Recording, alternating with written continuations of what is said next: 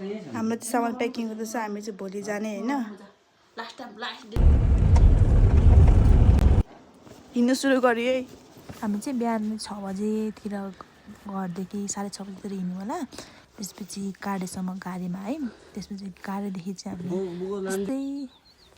8 7:30 8 बजेतिर होला त्यसपछि हिँड्नु सुरु गऱ्यौँ अनि यो चाहिँ हो Australian base camp Australian base क्याम्पबाट पनि भ्यूहरू चाहिँ राम्रो देखिने देख्छ अनि हामीले चाहिँ यहाँनिर फ्रुटी लियौँ हामीलाई चाहिँ एउटा फ्रुटीको 50 रुपियाँ लिनुभएको थियो अनि फ्रुटी खाँदै गयौँ हामी चाहिँ फेरि हामी दुवैजनाको चाहिँ फर्स्ट ट्रेक भएको कारणले गर्दा चाहिँ हामी चाहिँ धेरै एक्साइटेड पनि थियौँ र डर पनि थियो हामी फर्स्टमा त रमाइलो गर्थ्यौँ त्यसपछि यो चाहिँ हामीले चाहिँ बाटो बिर्सेर माथि भ्यू पोइन्ट गएछौँ देउरालीको भ्यू पोइन्ट त्यसपछि फेरि फर्केर आएर तल फर्केर आएर गएको हामीले चाहिँ बिहान खासै भोक लागेको थिएन र हामीले चाहिँ खाना स्किप गरेको थियौँ कि र बाटोमा कमजोर फिल भएर अनि फेरि के खानु भनेर गएको थियौँ त्यो बसेर खायौँ हामीले फेरि बाहिर म मात्रै गएको अनि अगाडि पछाडि मान्छेहरू त भेट भइरहेको थियो तर जङ्गल बाटो फर्स्टमा त सजिलै भएर त भरे लास्टमा त गाह्रो भएर बाटो त्यस्तै उकालो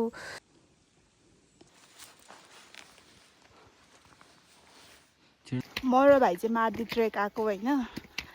फर्स्टमा सजिलो भइरहेको थियो अनि फरेस्ट बेस क्याम्प जानु 3 घन्टा भनेको 4 घन्टा भइसक्यो अहिलेसम्म 3 घन्टा नै भइरहेको छन् मलाई गाह्रो भएर मेरो झोला पनि भाइले बोकिरहेछ म खाली हात हिँडिरहेको छु म जस्तो भ्यागु तार्नु सक्दैन रहेछन् ट्रेक जानुभन्दा अगाडि सोच्नु होला झन् बाटोमा त्यस्तो चिनहरू लागेको छ होइन म हिँड्दैछु खाली हात खाली ढाड धेरै बेर जानु म तिमीलाई गएर पुसाइदिन्छु ल अनि आधी बाटो